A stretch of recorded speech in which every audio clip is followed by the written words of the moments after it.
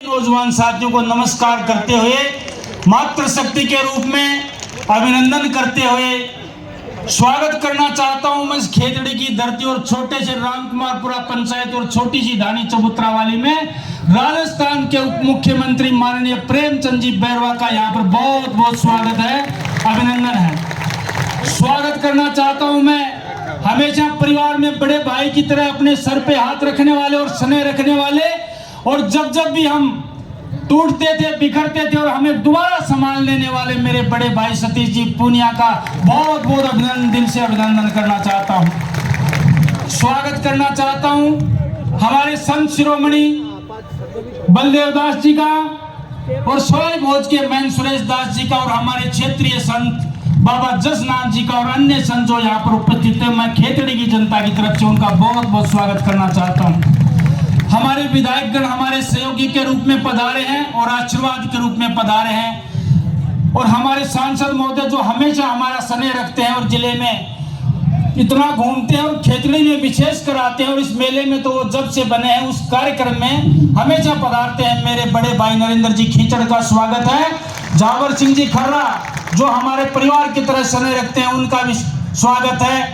विधायक हमारे गोवर्धन जी वर्मा जो दोबारा विधायक बने हैं उनका हमारे साथ युवा मोर्चे से भी संपर्क था, और जब ये प्रधान थे जब भी हमारा संपर्क था। मैं सम्मान करना चाहता हूँ इस काचरान सम्मेलन में मैं सम्मान करना चाहता हूँ कुलदीप जी धनखड़ का जो विराटनगर से चुन के आते हैं और बड़े संघर्षशील नौजवान हैं, उनका भी सम्मान करना चाहता हूं। और मेरे छोटे भाई सुभाष मील का सम्मान करना चाहता हूं। इसी कड़ी में सम्मान करना चाहता हूं पूर्व विधायक प्रेम सिंह जी बाजोर का जो एक अटल चट्टान है, और उन्होंने शहीदों के लिए राजस्थान में जो किया है मेरे हिसाब से कोई कर नहीं सकता।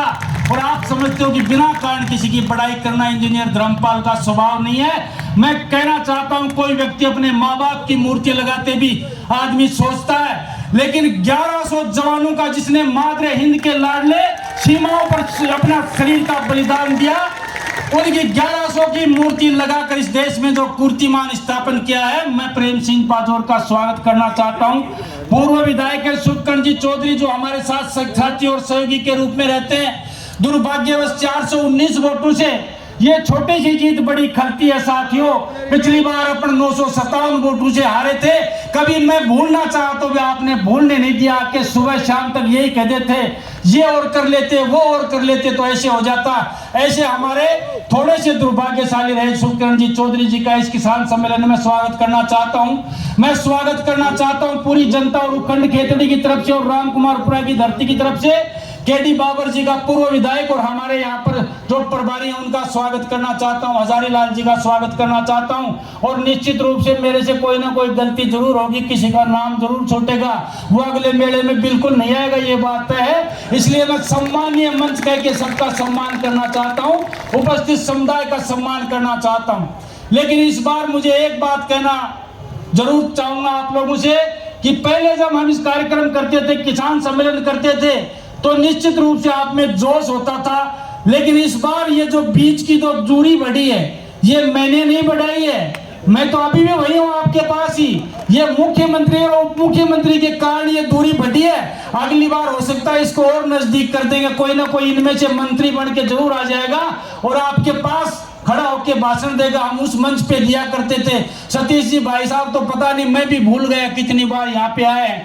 और जिले के जो भी लोग हैं, हमारे जिला अध्यक्ष जी विशंबर जी हैं, महामंत्री जी जो लोग बैठे हैं, उनको भी याद नहीं है कितनी बार आए। मैं पुनः एक बार पूरी भारतीय जनता पार्टी का पूरे मेरे परिवार की तरफ से और उपखंड खेतड़ी की तरफ से पुनः स्वागत करते हुए अभिनंदन करता हूँ। किन शब्दों में मैं आभार करूँ, प्रकट करूँ, वो शब्द मेरे पास नहीं है। मैं आप लोगों का किन शब्दों में आभार प्रकट करूं। 20 वर्ष का संघर्ष माननीय उप मुख्यमंत्री जी और भाई साहब सतीश जी, आप तो जानते हो 20 वर्ष तक कोई परिवार के व्यक्ति को भी नहीं पालता, लेकिन मैं धन्यवाद देना चाहता हूं इस बुजुर्ग के आशीर्वाद को, इस नौजवान की ऊर्जा को और इस माता के अभिनंदन को कि 20 वर्ष तक लगातार मुझ पे आशीर्वाद रख के मुझे जिंदा रखने वाली ये खेतड़ी और नीम का थाना की जनता का कर्ज मैं इस जन्म में उतार नहीं सकता।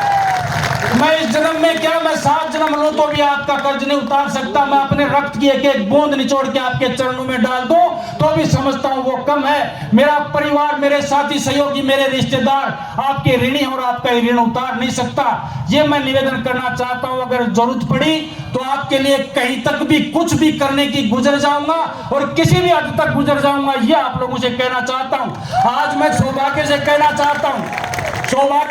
चाहता हूं, कई चुनाव हम थोड़े थोड़े मार्जिन से डिफीट जरूर हुए, लेकिन प्रदेश में भारतीय जनता पार्टी का जो स्नेह है, जो प्यार है, चाहे वो मुकेश जी भाई साहब और जो प्रदेश के जो भी पदाधिकारी हैं, हमारे प्रदेश अध्यक्ष हैं, चाहे राष्ट्र के नेता हैं, मैं इतना कह सकता हूं, मैं चुनाव जरूर छोटे छोटे मार्जिन से हारा, लेकिन ना दिल्ली का आशीर्वाद कभी कम रहा और ना जयपुर का मेरे ऊपर आशीर्वाद कम रहा। मुझे तो माननीय भजनलाल जी ने एक बार कहा था कि भाई इस बार, पिछली बार जब मैं चुनाव हार के गया तो उन्होंने कहा रे भाई धर्मपाल, तू किसी अच्छे से पंडित को दिखा, तेरे जोग और संजोग तू दिखा। हमने तो सुना था कि कर्मों का कांकरा लगता है, तेरे तो बड़ी सारी शिला लगी है। तो मैंने भजनलाल जी को कहा अभी मान्य, और अब तो आप किस्मत लिखने वाले बन गए, अब लिख दो जो लिखना है जो आप लोगों को। इसलिए आप लोगों से मान और सम्मान के साथ इतना कह सकता हूं कि मेरे संपर्क और संबंध बड़े मधुर हैं। हम राजनीति से कोई काम नहीं करवाते हैं। हम अधिकारियों को भी कहते हैं प्रेम से काम करो, दिमाग पे बिना लोड लिए काम करो। पहले आप लोगों को भी पता है, लोगों को ये कहते थे, अधिकारियों को विपक्षी लोग कह के डराते थे, अगर इंजीनियर धर्मपाल जिस दिन विधायक बन गया तो आपको खा जाएगा और पता नहीं क्या हो जाएगा। मैं सबसे पहले मैंने यही कहा था एक मेरी सार्वजनिक मीटिंग में कि काम करो जनता के, आपको कलम की ताकत दी है और 5 वर्ष के लिए मुझे भी कलम की ताकत बख्शी है। किसी का भला कर सकते हो तो कर जाओ, वरना रिटायरमेंट होने के बाद में कोई नमस्कार भी नहीं करेगा। वो याद रखेगा कि जब आप सीट पे थे, जब आपने क्या किया। दिन रात आपके बीच में रहेंगे, 24 घंटे आपके बीच में रहेंगे। जो बन पड़ेगा, जितना बन पड़ेगा, ये जोश में नहीं कह रहा हूं, जोश में वो व्यक्ति कहता है जो पहली बार चुनाव लड़ता है और पहली बार जीतता है। 24 घंटे आपके लिए हूं, जैसा भी हूं, जितना हूं, मेरे परिवार के पूरे परिवार के सदस्य आपके लिए तैयार हैं। ये निवेदन करना चाहता हूं माननीय मुख्यमंत्री, उप मुख्यमंत्री की गरिमा में उपस्थिति में कहता हूं, सतीश जी की गरिमा में उपस्थिति में कहना चाहता हूं, मेरे इस क्षेत्र में जो पहाड़ी क्षेत्र है, भौगोलिक स्थिति अनुकूल नहीं है। कभी कभी तो एक बार सरकार ने लिख दिया था कि ये नॉन फिजिबल, इसमें इलेक्ट्रिफिकेशन ही संभव नहीं है। लेकिन मैं धन्यवाद देना चाहता हूं भैरू सिंह जी को, स्वर्गीय भैरू सिंह जी को, कि यहाँ पर स्वतंत्र में जब वो मुख्यमंत्री तो पहली बार इस पहाड़ी क्षेत्र में बिजली पहुंचाई तो वो भारतीय जनता पार्टी ने पहुंचाई, कांग्रेस ने नहीं पहुंचाई। ये राजनीतिक मंच तो नहीं है, लेकिन मैं आग्रह करना चाहता हूं मुख्यमंत्री जी, आप हमारे से सीनियर और आज आपके पास कलम की ताकत है। हम आपसे 3-4 बातें शेयर करना चाहते हैं और मैंने लिखित में भी रखी, आपको भी दूंगा और मेरे सम्मानीय जो मुख्यमंत्री जी हैं और दिल्ली तक दूंगा। जहां पर हमारा हिंदुस्तान कॉपर लिमिटेड का प्रोजेक्ट है, जो कभी शेखावाटी की लाइफ लाइन कहलाता था, 12,500 कर्मचारी काम करते थे। आज उसकी दुर्दशा, आज उसकी ये दशा है, वहां पर 400 से नीचे कर्मचारी काम करते हैं, टोटल ठेके पे दे चुके हैं। आज दिल्ली में सरकार हमारी है और सरकार तीसरी बार भी बनने वाली है। दुनिया की कोई ताकत मोदी जी को रोक नहीं सकती। ये ऐलान करना चाहता हूं 50,000 की इस भीड़ में।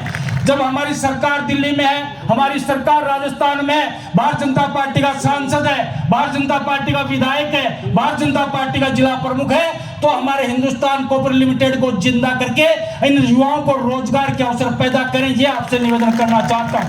दूसरा, हमारे कई हजारों बीघा जमीन हमने रिको में एक्वायर की है, उसकी एनवायरमेंट क्लियरेंस आने वाली है, ईसी आने वाली है, जो दिल्ली में अटकी हुई है पिछले 6 महीने से। अगर उसकी ईसी आ जाएगी तो मैं समझता हूं यहाँ पर 10-12 हजार लोगों को, नौजवानों को काम मिल सकता है। ये कार्यक्रम आप करें। ईसी आने के बाद जमीन आउट हो चुकी है, जमीन एक्वायर हो चुकी है, यहाँ कारखाने लगे, चाहे छोटे लगे बड़े लगे, मेरे नौजवान को, मेरे भाई को, मेरे बेटे को नारनौल, जयपुर या उदयपुर नहीं जाना पड़े, यही खेतड़ी में रोजगार के अवसर उपलब्ध हों, ये मैं पुरजोर तरीके से आपसे मांग करना चाहता हूँ। यहाँ पर एक डेयरी का प्लांट है जहाँ पर 25,000 की कैपेसिटी है लीटर की, लेकिन दुर्भाग्य से उसमें 7-8 हजार लीटर ही दूध पहुंच पाता है। उसमें अगर आप चाहेंगे और हमारी सरकार चाहेगी, उसको पूरा डेवलप अगर कर दिया जाए तो 2,500 नौजवानों को रोजगार उसमें मिल सकता है, प्रत्यक्ष या अप्रत्यक्ष रूप में। ये मैं निवेदन करना चाहता हूँ। और दूसरा, जो आपका ही काम है उसमें कहीं किंतु परंतु नहीं है। हमारा ये पहाड़ी क्षेत्र जिसमें बांसियाल खेतड़ी के नाम से एक रिजर्व कंजर्वेशन बनाया गया है, उसमें माननीय श्रीमती हमारी वसुंधरा राजे जी की तरफ से बजट दिया गया था, उसमें अगर और बजट मिल जाए तो सरिस्का और रणथंभौर की तरह हमारे हजारों हेक्टेयर का जो एरिया है उसमें पर्यटक की आवक हो जाए, हमारी सफारी चल जाए और नौजवानों को प्रत्यक्ष और अप्रत्यक्ष रूप से 5000 लोगों को रोजगार मिल सकता है। ये मैं लिखित में आप लोगों को देना चाहता हूँ। भाषण तो हमने खूब झाड़े और लंबे लंबे मंचों पे झाड़े। अब ये नेता, अब ये जो लोग भाषण पे ताली नहीं बजाएंगे, अब तो ये काम पे ताली बजाएंगे, क्योंकि अब तो ये काम चाहते हैं। अब ये काम इनका नहीं होगा तो निश्चित रूप से इनको मायूसी हाथ लगेगी। और इतने वर्ष के संघर्ष के बाद मुझसे उम्मीद भी कुछ ज्यादा लगी है। आपका आशीर्वाद बना रहे और हमेशा आप लोग हमारे साथ कंधे से कंधा मिलाकर काम करें। पुनः एक बार मेरे पिताजी स्वर्गीय राम कुमार जी की पुण्यतिथि पर आप इतनी संख्या में आए हो, मेरे अनुमान से बाहर है। प्रशासन ने भी ये कहा था कि हम तो अब संभाल नहीं सकते, आप ही संभालो। मैं जब नीम का थाना गया था मूर्ति पे माल्यार्पण करने के लिए, तो यहाँ के सीओ ने कहा साहब हमारे बस की बात नहीं है, हमसे भीड़ काबू नहीं हो सकती, जितनी भीड़ यहाँ पर है उतनी रोडों पे घूम रही है। मैं पुनः कहता हूँ ये आशीर्वाद बनाए रखना, चाहे कभी भी मौका देना या न देना, लेकिन स्वर्गीय राम कुमार जी की पुण्यतिथि पर जरूर पधारना। ये मैं आप लोगों से आशीर्वाद की मांग करता हूँ। पुनः एक बार आप लोग पधारे, निश्चित रूप से मैं और मेरा परिवार और सारी पंचायत आपका बहुत बहुत धन्यवाद आभार प्रकट करती है। और मैं एक बात कहना भूल गया साहब, मुख्यमंत्री उप मुख्यमंत्री जी, हमारे पड़ोस में पंचायत है, हमारी पड़ोस की तहसील है खेत नीम का थाना, जो हमारे जिले में शामिल हो गई है। अब हमारा जिला झुंझुनू से निकल के सीकर हो गया है। वहां पर एक लादी का वास पंचायत है, उसका बड़ी पीड़ा है और काम भी छोटा सा है। उस लादी की पास पंचायत में आज तक वोट नहीं डालते हैं वो लोग। उनका कहीं समायोजन करना, उनको पाटन पंचायत समिति में रखना है, इधर उधर रख दिया। अगर हो सके तो मैं आपको वो लिखित में उपलब्ध कराऊंगा, वो काम जरूर करवाना, निश्चित रूप से आपकी अति कृपा होगी।